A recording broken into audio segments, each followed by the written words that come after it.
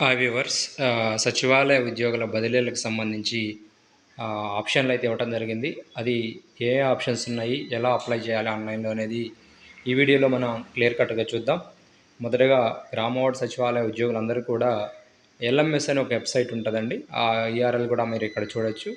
ముందు ఆ వెబ్సైట్ల మీద మీరు ఓపెన్ చేయాల్సి ఉంటుంది. ఇక్కడ స్క్రీన్లో చూడండి, గ్రామ వార్డు సచివాలయం .ap.gov.in GSWS LMS @login ఉండాలి. ఈ యూఆర్ఎల్ ఓపెన్ చేస్తే మీ యూజర్ నేమ్ పాస్వర్డ్ అడుగుతుంది. మీ యూజర్ నేమ్ పాస్వర్డ్తో లాగిన్ అవ్వండి. లాగిన్ అయిన తర్వాత ఇలా స్క్రీన్ కనబడుతుంది. ఇక్కడ అప్లై ట్రాన్స్ఫర్ అనేది ఉంది కదా, అప్లై ట్రాన్స్ఫర్ మీద క్లిక్ చేయాలి.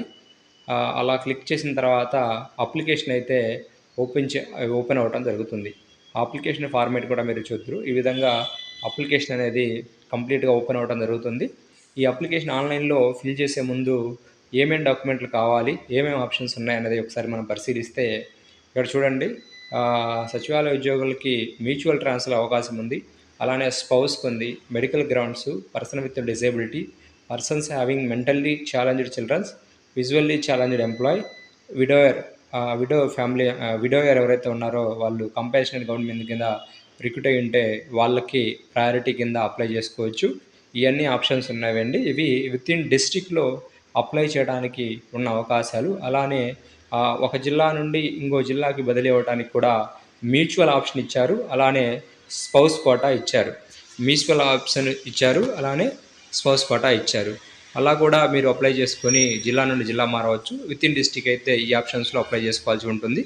ఇక్కడ ఆప్షన్ సెలెక్ట్ చేసిన తర్వాత ఇక్కడ డాక్యుమెంట్ మ్యాండర్గా ఏమేమి సబ్మిట్ చేయాలో మీరు ఒకసారి చూస్తే, ఫస్ట్ న్యూ డ్యూ సర్టిఫికేట్ అనేది మీరు కన్సర్న్ ఎంపీడీఓ నుండి కానీ మున్సిపల్ కమిషనర్ నుండి కానీ న్యూ డ్యూ సర్టిఫికేట్ తీసుకోవాలి. తర్వాత మీరు ఎంప్లాయ్ యొక్క ఆథరైజేషన్ లెటర్, అంటే ఎంప్లాయర్ ఆథరైజేషన్ లెటర్ అంటే మీరు ఇక్కడే ఉద్యోగం చేస్తున్నారు, వాళ్ళ దగ్గర ఎంప్లాయ్గా చేస్తున్నారని ఒక ఆథరైజేషన్ లెటర్ ఉంటుంది. అది కూడా మీ ఎంపీడీఓ గారు అలానే మున్సిపల్ కమిషనర్ గారు ఇవ్వాల్సి ఉంటుంది.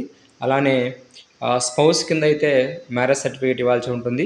అలానే స్పౌస్ యొక్క ఎంప్లాయ్ ఐడి ఇవ్వాల్సి ఉంటుంది. వాళ్ళు ఏ డిపార్ట్మెంట్లో వర్క్ చేస్తూ ఉన్నారో ఆ డీటెయిల్స్ అన్నీ ఇవ్వాల్సి ఉంటుంది. ముఖ్యంగా జనరల్గా చూసుకుంటే న్యూ డ్యూ సర్టిఫికేట్ ఒకటి, ఆథరైజేషన్ లెటర్ ఒకటి ఖచ్చితంగా కావాలండి. ఈ రెండు అప్లోడ్ చేయాల్సి ఉంటుంది. ఈ రెండు అప్లోడ్ చేసి సబ్మిట్ చేస్తే కన్సర్న్ డిపార్ట్మెంట్కి మీ అపాయింటింగ్ అథారిటీ ఎవరైతే ఉంటుందో వాళ్ళందరికీ వెళ్తుంది. వాళ్ళందరూ డౌన్లోడ్ చేసుకొని 27 తర్వాత ప్రాసెస్ స్టార్ట్ చేస్తారు. ఇక ముఖ్యమైన విషయం ఏంటంటే ఇంకో పాయింట్ మెన్షన్ చేశారు, అడ్మినిస్ట్రేషన్ అకౌంట్ కింద ఎవరికైనా ట్రాన్స్ఫర్స్ ఇవ్వచ్చు అని. దాని మీద ఎక్కువ మంది కంగారు పడుతుంది. ఏంటంటే ఏదన్నా ఇబ్బంది అయినప్పుడు ఒకరిని ఆటోమేటిక్గా ట్రాన్స్ఫర్ చేసి పడేయచ్చు. ఇదండి. Thank you. బై.